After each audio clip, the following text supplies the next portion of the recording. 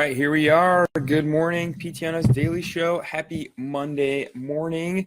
Happy to have you here. Hope you had a great weekend and that your day is off to a good start and that you remember to change your clocks forward and you're not panicking right now on the way to work or your first appointment. That would be a rough start to the week.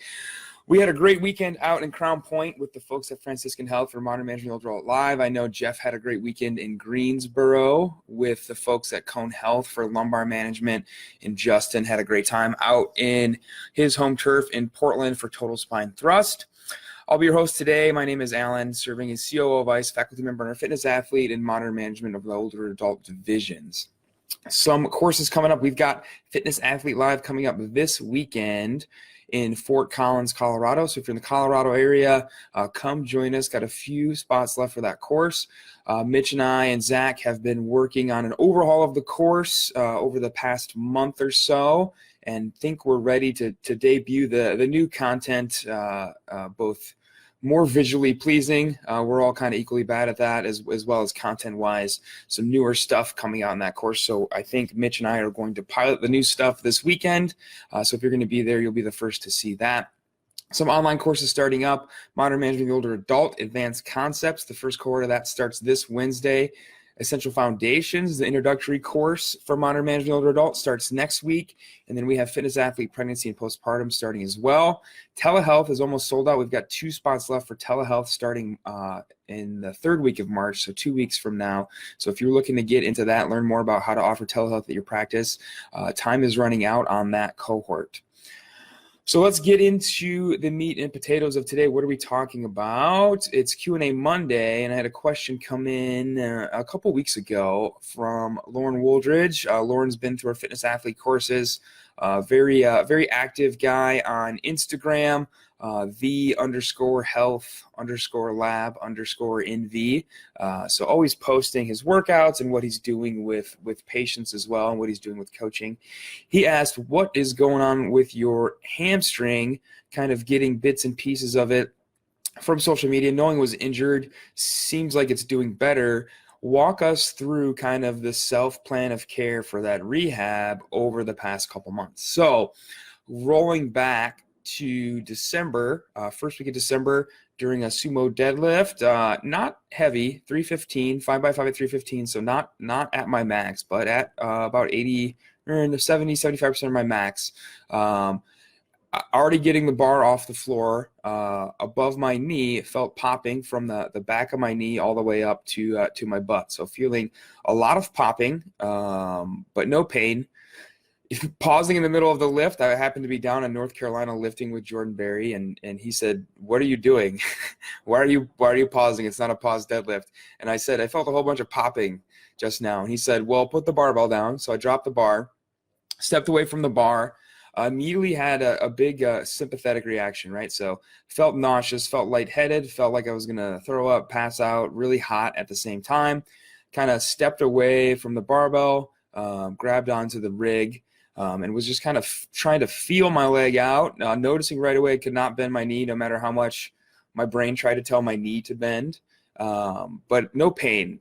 So kind of immediately worried, knowing what we know about muscle tears.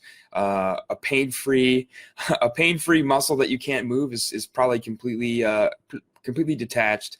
So, within the first minute, already a zillion thoughts racing through my head. This is a full tear. I'm going to need surgery, that sort of thing. But also trying to play it cool in the middle of the gym, not trying to have a panic attack in front of a group of people. So just walked over to the assault bike, jumped on the assault bike, and noticed I could go through knee flexion pain-free with both legs and arms on the assault bike. And then if I took my right leg off, I was still able to pull a little bit with my left knee with the assistance of my arms. So not completely unable to fire, but actually just unable to fire against gravity. So rode the assault bike for the rest of the class. Actually, it was assault bike calorie sprints, and I won because that's my jam.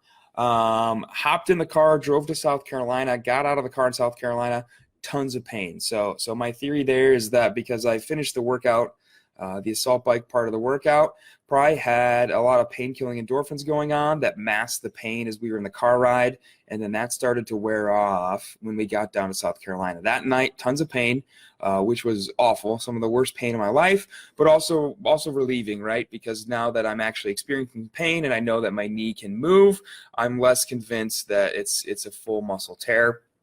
That weekend, teaching a course, just trying to really feel it out, trying to keep it moving, trying not to panic too much, starting with some light Jefferson curls just to the point of discomfort that Saturday, able to squat that Saturday night, do some air squats with some discomfort, modified. There was running in our workout, modified that obviously to some biking, and then Sunday playing with a little bit more, trying to do some band isometrics, and really just trying to get load into that area as soon as possible was my thought process, all the while trying to control my anxiety and panic that I have a hamstring tear and I'm not going to be able to run again.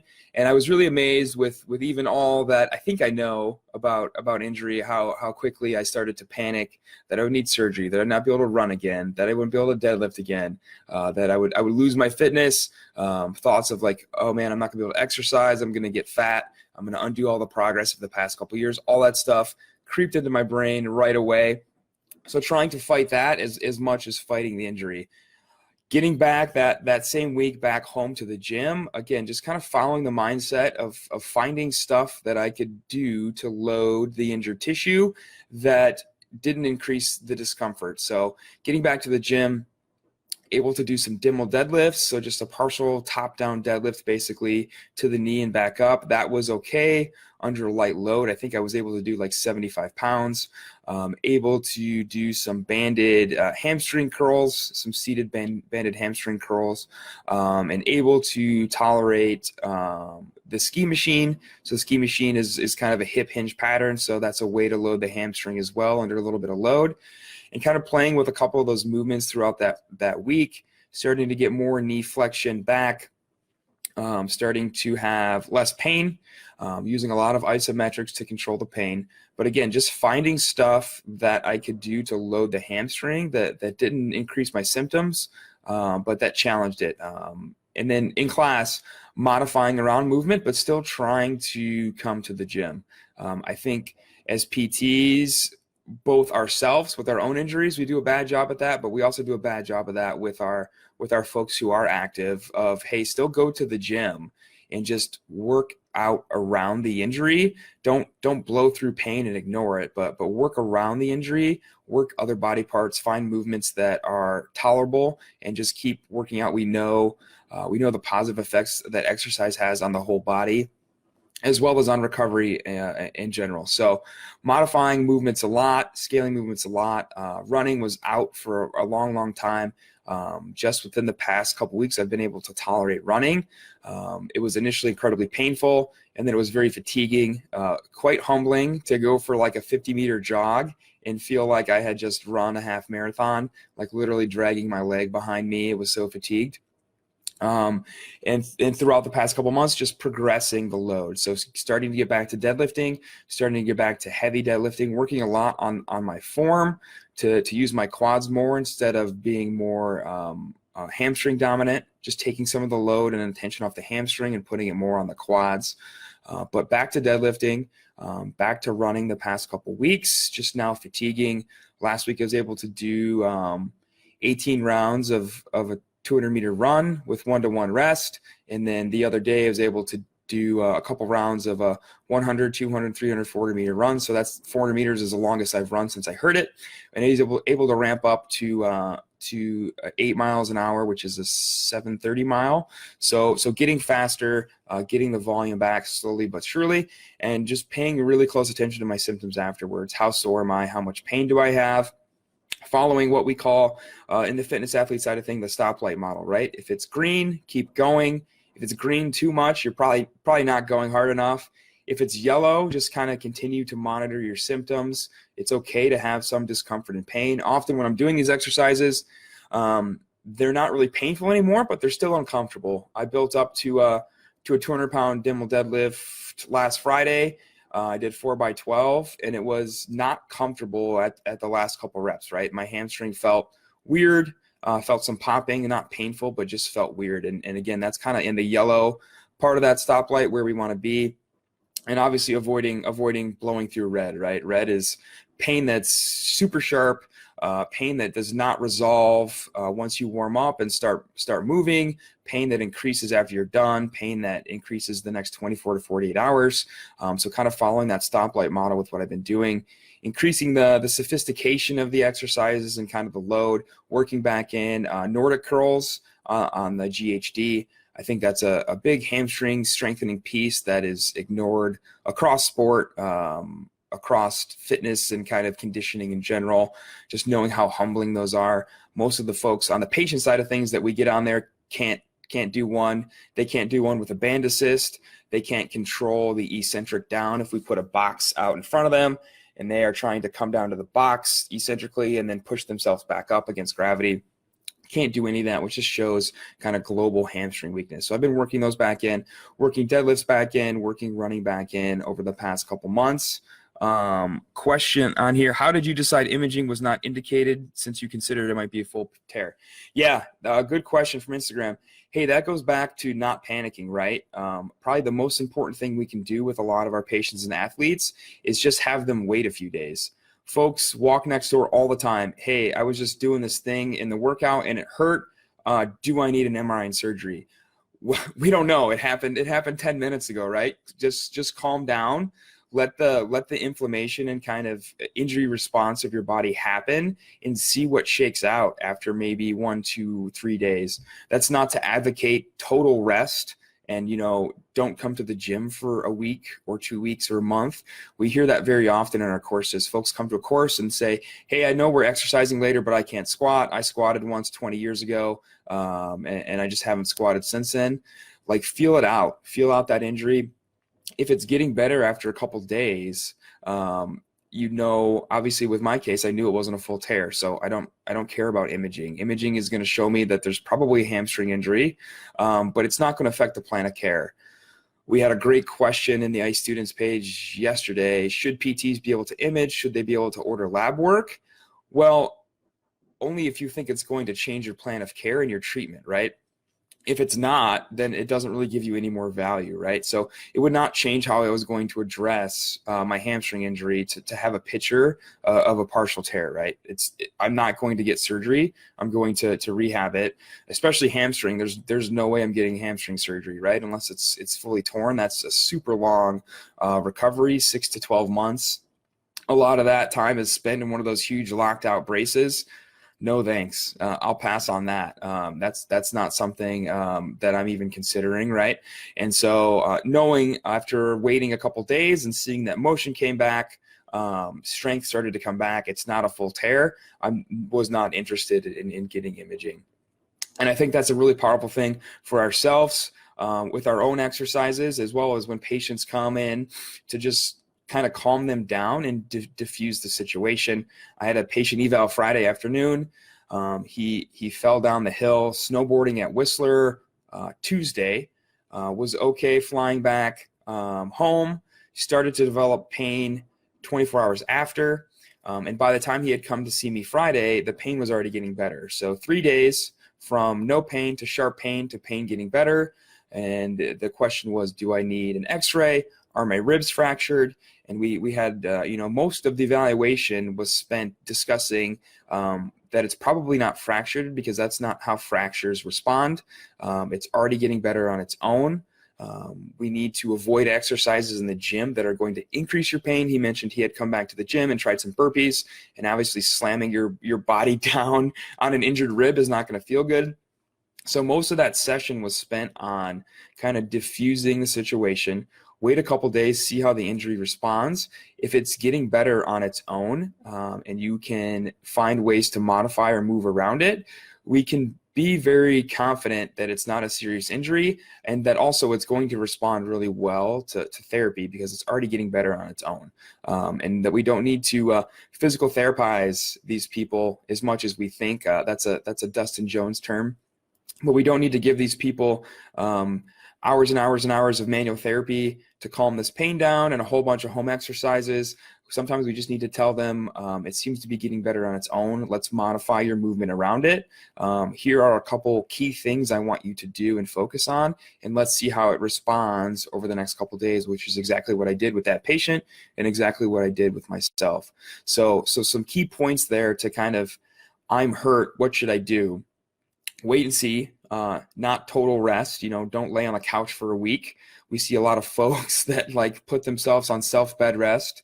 They tweak something and call the whole next week of work off. So don't panic. Give it a little bit of rest, see how it responds, and then try and move it, see how it starts to respond. If it's not as bad as it was, it's already healing on its own. That's very good news. And then try and modify around it and get back to movement as soon as you can, and then bring that loading on board. The only way you're going to change tissue is by loading it. So you need to load it, find ways to load it. This bike behind my corner has been a great tool. It has a damper on it, so I can increase the resistance, so I can spin on it and do intervals and stuff. That was great in my initial recovery. I think we underestimate how much we can crush ourselves on a piece of cardio equipment if we're dosing it properly with high intensity intervals and higher resistance as well. And then just be patient. Coming up on 3 months, back to running kind of fast, not to where I was and not at the volume I was, but definitely better than I ever thought I would be, and definitely way ahead of where I would be if I had stopped exercising completely, waited a while, went and got an image, went and got surgery. I'd still be in that leg brace at this point. I would have lost a lot of conditioning. I would have lost a lot of strength in other parts of my body, and I definitely wouldn't be back on the path to where I am now. So trust the process. We say this all the time in fitness athletes: smoke your own dope, right? You are prescribing exercise, prescribe it to yourself too. We meet a lot of PTs who stop squatting, stop deadlifting, stop running after injury. Don't be that PT. Find ways to modify and get that tissue loaded and get back to doing the stuff that you were doing. And then, too, this is a lesson learned for me in a lot of different things. In training volume, it's a lesson learned in mechanics of improving my deadlift mechanics, so it's not such a hamstring dominant movement, so that I'm putting more equal stress between all the different muscles that are working in a deadlift and not a hamstring dominant deadlift. And then also just getting my hamstrings stronger in general, so that this is less likely to happen again in the future. So a little bit of baptism by fire and grace under pressure and all that sort of stuff, but a good learning experience overall. Happy where I'm at now at pretty much exactly the 3-month mark. So that's kind of how I took it. I know a lot of you have rehabbed your own injuries the same way, and I think that's really good stuff to share with your patients on your social media, that sort of stuff, that you practice what you preach. I don't think we share that stuff enough. Like, hey, I was injured. I'm doing the exact same stuff I would give to you. I'm modifying around movement. I'm trying to stay moving. I'm doing focused exercises a couple times a week to really target this tissue. It's the same stuff I would be giving you if you came to see me for physical therapy. So share that stuff with your patients. Sometimes they come in and say, well, how do you know it's going to work? How do you know that I can get better without surgery? And, when you've been injured and you've come back from it, you can say with more confidence that it works, and that's kind of what you do for a living all day long, is help people come back from injury most of the time without needing surgery. So having that experience under your belt just kind of gives you all the more confidence to explain and sell that plan of care to that patient. So hope that helps. Happy to answer any more questions. I know a lot of you are going to ask me questions like, what exercises did you do? Which ones in specific? Tell me the exercises. It's really not about the exercise choice so much as finding ways, again, to get some load into that area that's tolerable. It's going to be different from every person. Just having a select canned list of hamstring exercises is not the way to go. You need to be able to evaluate each person and figure out what they can tolerate, and that's going to become their program. It's going to be different from every single person. You can't just throw people back into deadlifting and Nordic curls and that sort of thing. Everybody's going to be a little bit different, so keep that in mind. It's not as much about the exercises as much as finding some that work and then dosing those appropriately. That's it. I hope you all have a great Monday. I am off to pick my little dog up from his mom's house, from his babysitter's house. And then I'm, speaking of exercise, off to the gym. So I hope you have a great Monday. If you're going to be in Colorado, we'll see you this weekend. Other than that, hope you have a great day. Have a great week. Bye, everybody.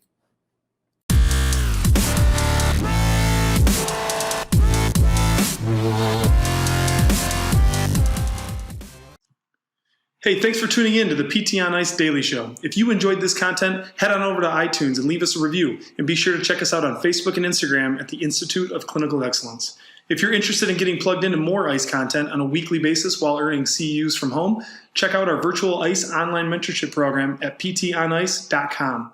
While you're there, sign up for our Hump Day Hustling newsletter for a free email every Wednesday morning with our top 5 research articles and social media posts that we think are worth reading. Head over to ptonice.com and scroll to the bottom of the page to sign up.